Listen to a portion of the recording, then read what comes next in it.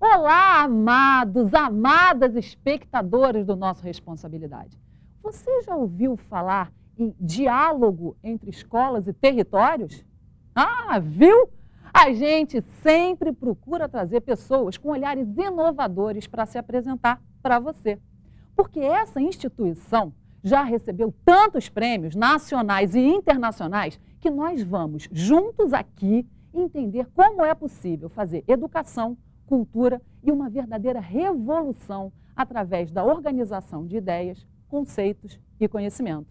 É muita parceria e investimento real. Se você estava desanimado, então você fica aí coladinho, que eu garanto que o nosso programa de hoje vai te dar um novo olhar sobre a esperança de dias melhores. Eu volto rapidinho, hein?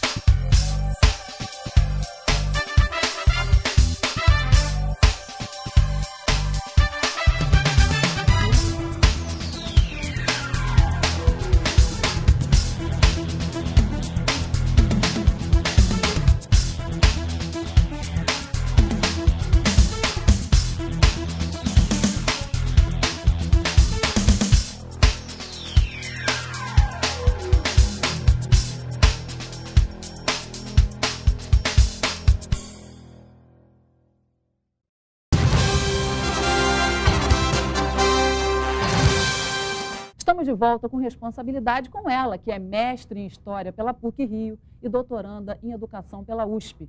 Integra também o grupo de pesquisas em didática GPEF, também da mesma universidade, lá em São Paulo, a USP. Há 30 anos atua nas favelas do Rio, na área de educação.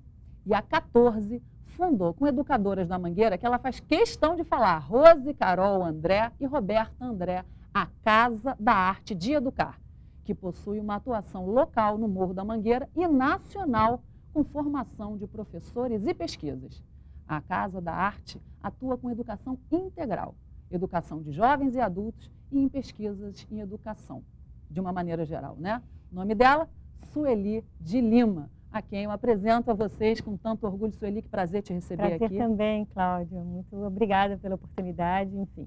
Espero poder contribuir. E vai muito. Aliás, eu tive a honra, quero agradecer também a Ruth Jurberg, a nossa amiga em comum, que fez essa ponte, e me disse que o seu trabalho é premiadíssimo no exterior, vocês recebem no Brasil também várias comendas, e fala-se tanto em educação, né, Sueli? Eu acho importante a gente mostrar esse tipo de prática que vocês fazem, essa intervenção extraordinária social nas comunidades. Eu queria que você dissesse como é que é assim, falando uma palavra mais chique, como é que é o core business da Casa de Arte de Educar? Como é que funciona? Então, a gente entende que educação é uma prática social, não é uma prática restrita ao ambiente escolar. Ela é principalmente uma ação que se dá na escola, mas ela se dá na família, ela se dá no bairro, ela se dá nas ruas, com os museus, com as bibliotecas. E a gente há muitos anos vem tentando construir essa ideia de que educação é algo que está para além da escola, junto com a escola. Então, nós somos um desses atores no Morro da Mangueira a respeito dessa... trabalhamos buscando construir uma comunidade educadora, buscando corresponsabilizar aquela ação, o que não quer dizer que a gente dispute alguma coisa com a escola, nada disso. A gente está junto. Complementar, né? A gente está junto porque a gente entende que a educação é uma prática que se dá em vários espaços, em vários tempos, né? A gente já nasce aprendendo coisas e é importante que a gente possa pensar dessa forma e construir territórios e a responsabilidade pela educação poder crescer e para além da escola, para que a gente possa pensar a educação socialmente mesmo. Essa é a ideia. Eu gostei de você falar a palavra território, porque eu até usei essa expressão. Explica para a gente o que significa essa coisa territorial, quando você coloca essa analogia, território e educação. O que isso significa? Isso vem, assim, a gente pode pensar de forma mais direta, assim, para um programa de TV, é todo aquele ambiente que está em torno da escola e que tem referências culturais para aquelas pessoas que habitam aquela escola, né? Então, você pode imaginar que a escola ela é um ponto, em torno dela habitam as crianças e os jovens que frequentam aquela escola. Aquelas pessoas que frequentam esse espaço ampliado da escola, aquilo é um território, é o território da escola, é onde aquelas pessoas têm experiências diversas de vidas, têm experiências com a construção de suas casas, com aquelas ruas, enfim, né? O território ele está associado à experiência de cultura que envolve uma comunidade de pessoas. E sobre a mandala dos direitos, vocês têm programas assim com nomes bastante sugestivos. O que é isso? Então, nós estamos muito interessados nessa dinâmica das relações da escola com seus territórios, com museus, bibliotecas, ONGs e etc. Então, nessa direção, a gente vem desenvolvendo e pesquisando que metodologias pode facilitar esse diálogo, né? Porque a gente que é professora, e eu me coloco como professora, embora não esteja na escola, mas eu já trabalhei anos em escola pública, em escola particular, enfim. A gente que está na escola, a gente tem, apesar de Paulo Freire, que é uma referência na educação brasileira, e que fala muito da importância do diálogo com o educando, né? Com o aluno, com o estudante, a gente ainda pensa, a gente é formado muito pensando que a sala de aula é um espaço de responsabilidade do professor. É claro que ele é de responsabilidade do professor, mas a educação, como ela não se dá só em sala de aula, ela é ampliada. Então, o que a gente tentou desenvolver com a mandala foi uma forma dos professores compreenderem tudo aquilo que os alunos sabem, experimentam, vivenciam em suas vidas nesses territórios de educação e que muitas vezes parece que ele não sabe, né? Porque aquele conhecimento, que é um conhecimento do cotidiano, o aluno sabe construir uma parede, o aluno sabe fazer pipa, o aluno sabe fazer contas diversas, que são quantas caixinhas de graxa eu preciso para engraxar não sei quantos sapatos para ganhar não sei quanto. Ele faz uma série de outras experiências, ele realiza uma série de outras experiências, então ele possui alguns saberes que esses professores têm alguma dificuldade de compreender, né? Porque não são aqueles saberes que estão nos livros. Então, o nosso trabalho, esse trabalho das mandalas de saberes, é um trabalho que busca colocar em diálogo os saberes cotidianos, os saberes populares, os saberes informais que qualquer um, temos nas nossas vidas, em diálogo com os saberes escolares, porque assim a biologia, que pode parecer uma maluquice, uma abstração, algo que não me interessa. É pertinente à vida, né? Sim, mas aí eu construo essa relação. E aí eu estou tentando responsabilizar o professor, né, e toda uma comunidade para que a gente possa criar essas relações, fazer essas pontes, atravessar, criar condições do diálogo. Então, as mandalas de saberes são operações. Você diria que é uma pedagógica individualizada, poderia se dizer isso? Não é individualizada, porque ela é coletiva. Você trabalha com turmas, com escolas. Mas então, é que você presta atenção no indivíduo, pelo que você está relatando, né? Mas nos indivíduos naquele território, Entendi. Que representam a experiência daquele território. Né? Então, você tem, por exemplo, você tem escolas que muitas vezes têm alunos de mais de um território, mas você vai trabalhar exatamente a referência daquele território de onde você tem que saber quem estuda naquela escola e de onde vem aqueles saberes que estão naquela escola, mesmo antes de entrar o currículo escolar. Porque aí você constrói as pontes e o currículo fica interessante estudar, fica interessante aprender a fazer conta, fica interessante porque eu começo a poder dialogar com a minha relação com o mundo. Entendi. Né? Que eu acho que esse é um dos grandes desafios, porque a gente que é professor, como eu estava falando, a gente acha que a gente se forma numa determinada área, seja em português, em língua, em biologia, matemática, e a gente adquire aquele conhecimento, mas a gente precisa pensar a didática, pensar como que aquilo pode chegar ao aluno que não tem aquela experiência, mas tem outra. Então, eu preciso primeiro reconhecer aquela outra experiência e não simplesmente dizer, o meu aluno não sabe nada. Não, ele não sabe o português como eu quero que ele saiba ainda, porque ele vai saber. E para que ele saiba, eu preciso ver como é que ele está falando, como é que ele está se expressando oralmente, como é que ele está escrevendo, se ele está conseguindo. Eu tenho que ouvi-lo, eu tenho que dialogar com ele. E as mandalas são instrumentos que facilitam essa compreensão das experiências dos estudantes e das lideranças sociais nos seus territórios. Aproximadamente o número de pessoas beneficiadas ao longo desses anos que você já tem de trajetória? Então, nós temos duas ações, né? Uma ação local no Rio, que é a Casa da Arte da Mangueira, onde, de certa forma, ali a gente experimenta uma série de... É um laboratório de educação. A gente experimenta uma série de problemas e vamos monitorando esses problemas, aprendendo com eles, para que nós possamos interferir em políticas públicas. Então, a gente tem um número de atendimento e de relação direta, tá? No Morro da Mangueira, e um outro número com professores no Brasil. Então, localmente, a gente já passou...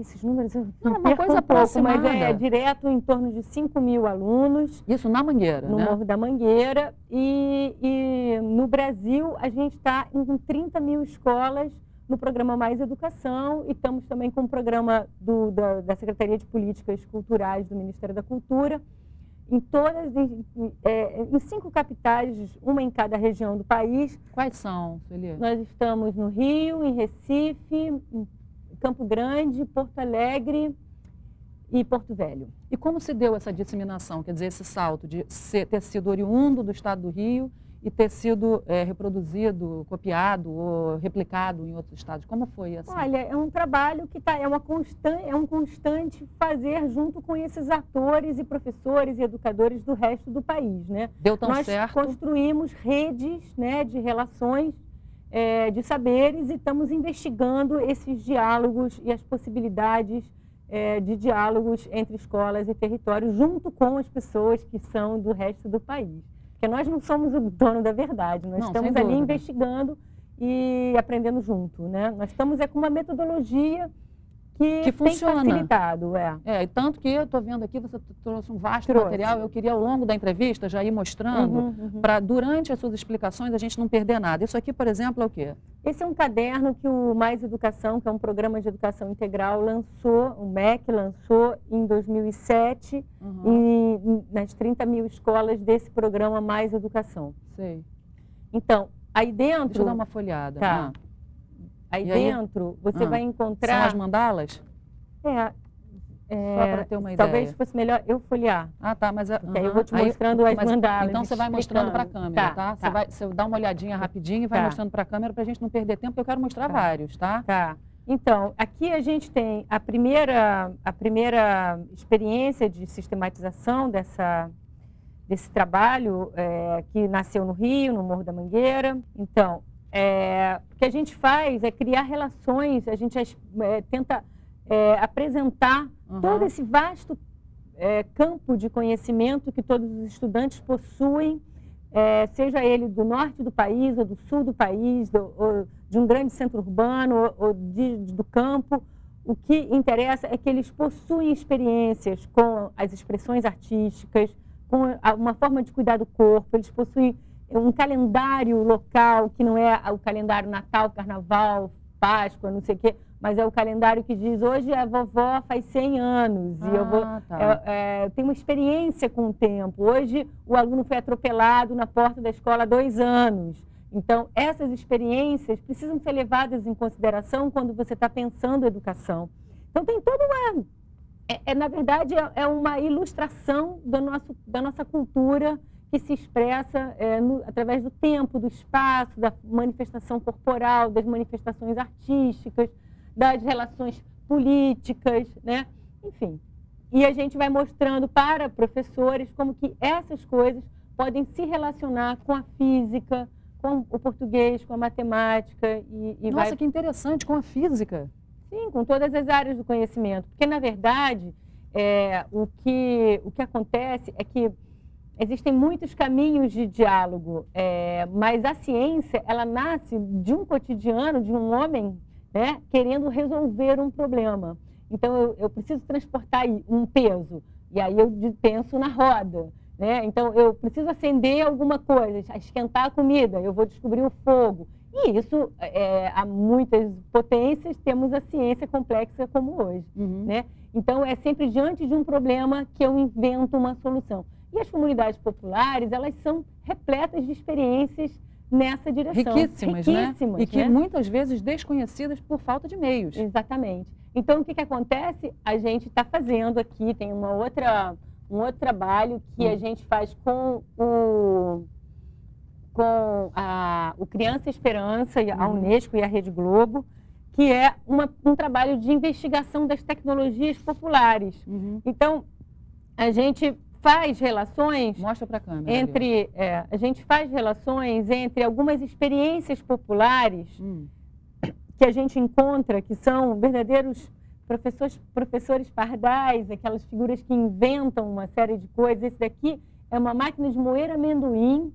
Tá. Repara como é interessante. E aqui a gente pode estudar movimento, força, e esses são conteúdos da física, né? Claro. E que estão ali sendo usados.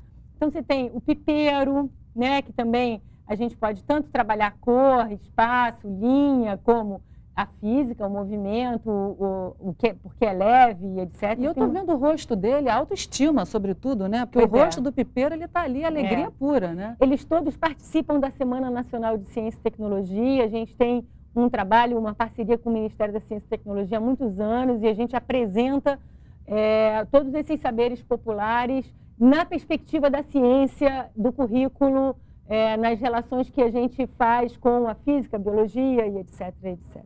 E financiamento, Sueli, como é que fica? Financiamento é uma luta cotidiana. Sem dúvida, e a gente está aqui para isso. Deixa eu te dizer, o nosso programa é feito para enaltecer patrocinadores, porque o espaço é seu, então eu quero que você busque, agradeça, faça o que você precisar. Não, a gente tem assim, parceiros muito importantes, como o Criança Esperança, a Unesco, a Rede Globo, né, que é parceira desse programa. O Responsabilidade. O Responsabilidade, daqui da Band. A gente tem a Sul América, que é parceira também conosco. Tem o Conselho da Criança e do Adolescente. Tem a Petrobras, que é a nossa principal parceira. A Petrobras, ela é a responsável por um investimento mais constante no programa, e isso permite com que a gente possa aprofundar os trabalhos e as pesquisas pedagógicas, né? A WCF? A WCF, a Child do Brasil, que é uma organização da Rainha Silvia, da Suécia, que nos escolheu porque ela está interessada na relação entre direitos da criança e escola, né? Que é um desafio, porque infelizmente a escola ela tem uma série de questões e o professor precisa conquistar um lugar como agente de proteção da criança e do adolescente, um agente da rede de proteção. Então, o ECA, o Estatuto da Criança, ele não pode entrar na escola como um tema de sala de aula. O ECA, ele tem que estar incorporado nas experiências, nas práticas pedagógicas, né? Então, é isso que a gente vem investigando na Casa das Artes. A gente tem um núcleo de direitos humanos e a gente ali está investigando como que crianças têm seus direitos violados, como que a gente descobre que essas crianças têm direitos violados, porque não é fácil, porque o silêncio envolve muito a situação dessas famílias, a questão da violência doméstica. Então, a gente tem uma metodologia que a gente vem desenvolvendo para investigar, identificar os casos e depois monitorar esses casos. Estamos escrevendo isso. Já fizemos com eles um desses cadernos. Tem o MINC e o MEC também, né? Tem o MINC e o MEC. O MINC, o Ministério da Cultura, é um parceiro antigo nosso. Ele trabalha conosco toda a área de cultura, toda essa nossa potência de estar investigando a cultura local e relacionando ela com a educação, com a prática escolar, né? Nós com eles estamos fazendo essa pesquisa no Brasil, usando a metodologia da Mandala, mas estamos investigando até que ponto que as escolas estão construindo relações com seus territórios e que experiências podem iluminar a construção de um sistema de educação ampliado, né, para além da escola, que é um desafio no Brasil, porque a gente precisa pensar intersetorialmente, porque o problema da educação ele é muito complexo, porque você tem a questão da violência doméstica, a questão dos direitos da criança, a questão da saúde, que está dentro, a questão da cultura. Então, é uma prática intersetorial que precisa ganhar essa dimensão intersetorial nas políticas, e não é fácil construir política intersetorial, porque cada ministério tem sua agenda, tem seu programa, tem seu orçamento. Então, construir a intersetorialidade é uma questão que a gente está na luta, estamos fazendo isso, mas ainda não podemos dizer que conseguimos, né? Estamos nessa luta. É uma coisa cotidiana, eu sei como é que é. Não é matar um leão por dia, é toda a floresta. Né? É chamar todos os bichos. Né? E as suas parceiras, que a gente citou ali na abertura, que você fez questão, né? Achei tão bonito você falar. Porque todo o trabalho da casa, ele é feito, ele não é meu, tá? Eu estou aqui representando esse trabalho, mas ele é feito com a Rose Carol e a Roberta. Eles são pessoas do Morro da Mangueira, são educadoras que se destacam há muitos anos lá dentro e que elas trazem o saber local para nós que somos de fora podermos aprender com elas que questões tem ali e podermos, da mesma forma que nós aprendemos com elas, elas aprendem conosco. Então, nós criamos uma equipe mista, uma equipe que trabalha através da diferença, porque nós somos professoras com experiências distintas, embora todas hoje estejam formadas em pedagogia. No início do trabalho, elas eram professoras espontâneas, né? Entendi. E aí fomos aprendendo juntas e estamos pensando que educação é um espaço do diferente. E a gente aprende com o diferente. Eu aprendo com você porque você me traz uma experiência, você como jornalista, distinta da minha. Eu não entendo nada de jornalismo. Então, eu preciso de você para aprender o jornalismo. A gente aprende com os diferentes. Se você fosse igualzinho a mim, tivesse as mesmas experiências que eu não precisava estar do seu lado, porque nada você me traria de contribuição. É isso que se dá na escola. Mas a escola ainda não aprendeu a fazer dessas diferenças vantagens pedagógicas, porque o diálogo trava, porque você fica, eu pressiono por milhares de motivos, é verdade. Tá? Por milhares de motivos, e eu não quero aqui falar mal de professor. Eu sou professora e eu sei que assim, é um embate muito grande. Temos um monte de problemas, o tamanho das turmas, as condições de sala de aula, isso tudo está dentro desse problema.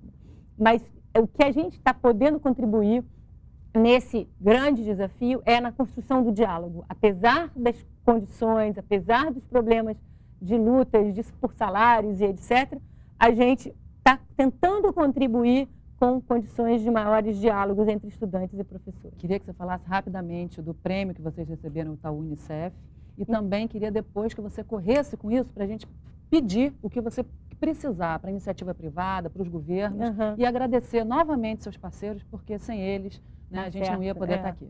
Então, o prêmio Itaú Unicef é um prêmio mais importante que tem, né, nessa área da educação, das ONGs que atuam na educação, e a gente teve essa graça de ganhar esse prêmio em 2009. Bom, eu queria agradecer muito a Petrobras, eu queria agradecer muito à Sul América, eu queria agradecer muito ao Conselho da Criança e Adolescente do Rio, eu queria agradecer a Child, a WCF, ao Ministério da Educação, ao Ministério da Cultura, Criança Esperança, ao projeto Criança Esperança, à Unesco, a Secretaria de Estado, a Secretaria Municipal de Educação, que também é parceira na educação de jovens e adultos, nossa. Secretaria de Estado de Cultura, Secretaria de Estado de Cultura, com ponto de cultura, que nós também somos. E quero dizer que esses projetos são todos anuais, é uma luta renová-los, não temos nenhuma garantia com nada. Temos atualmente projetos incentivados para a iniciativa privada, na Lei Rouanet, a 100%, assim, que a empresa pega todo o dinheiro da Lei Rouanet, o dinheiro do Imposto de Renda, e deposita nesse projeto e ela não tem que gastar nada. E é um projeto lindo, que é um projeto que faz as crianças da Mangueira cantarem a Vila Isabel e Vila Isabel cantar Mangueira. Por quê? O Morro da Mangueira e o Morro dos Macacos eram morros inimigos até essa pacificação, até esse processo de pacificação. A gente atuava no Morro dos Macacos também E nós temos um trabalho com a velha guarda de lá e com a velha guarda da Mangueira, e a gente sempre sonhou nessa integração. Acho que a gente agora tem um bom momento. Eu gostaria muito de vender esse projeto, porque eu acho que ele se relaciona com a Copa do Mundo, ele se relaciona com todos esses eventos que temos no Rio, que será brindar essa pacificação com Vila Isabel podendo conhecer e cantar o Morro da Mangueira, e o Morro da Mangueira poder conhecer e cantar o Vila Isabel e toda a tradição do Morro dos Macacos. Quem quiser ajudar, assistiu, gostou, falou gostei. Projeto sério, quero ajudar. O que tem que fazer, Sueli? Rapidinho. Tem que entrar no nosso, escrever para contato@artedeeducar.org.br e aí vai estar conversando com a gente. Mas tem tudo isso no site da gente, que é artedeeducar.org.br.